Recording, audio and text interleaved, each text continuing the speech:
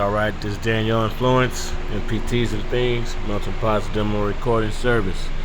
We just picked up a Studio Live 32, running it on Cubase 10.5. Was having some issues with the Mackie control. I figured it out. You do have to make sure you have your new UC net set up to Mackie control logic. Then you go to DAW mode. And also in your universal control software, make sure you go to settings, options, go to network MIDI, and make sure that box is checked. Studio Live 32. This sends your wireless MIDI control over your network.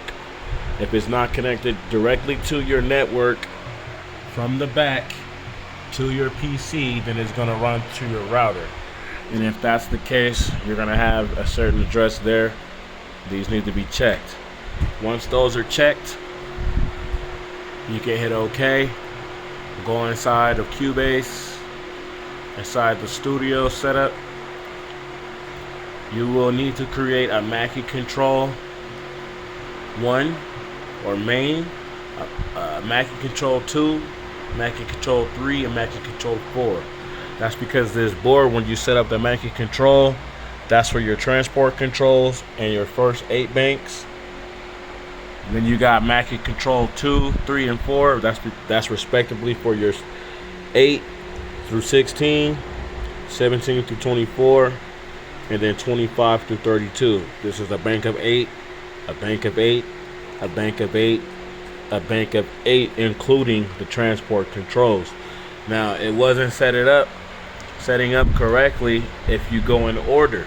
So you will have to set your devices up backwards. So for my Mackie control number 4, it's actually my main. My Mackie control number 3 is actually my extension 1.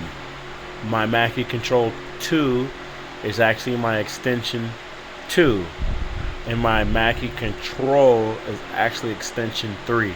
So that lets it to lay out with the transport 1 through 8, 9 through 17, or 16, 17 through 24, and then 25 through 32. That's how I figured it out. I got a track loaded. We're gonna take a picture of this. So understand, once you get your Cubase running for your DAW with the PreSonus Studio Live 32, you basically have 3 things to check for. You need to check that your UC net is set to the proper Mackie control emulation.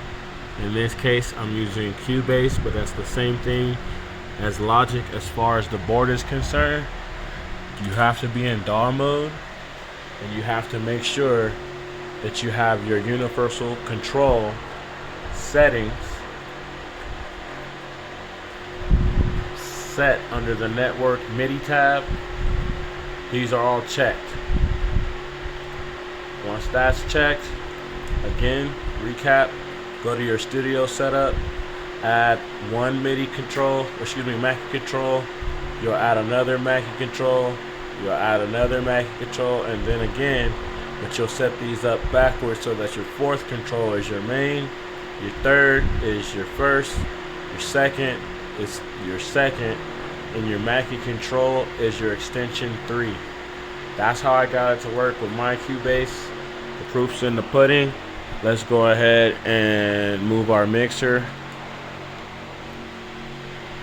Mix desk over here so you can see it is a 1:1 ratio. I have my first 2 channels linked stereo. So as I move it here, it moves here. And these are touch sensitive faders, so just touching it engages that channel.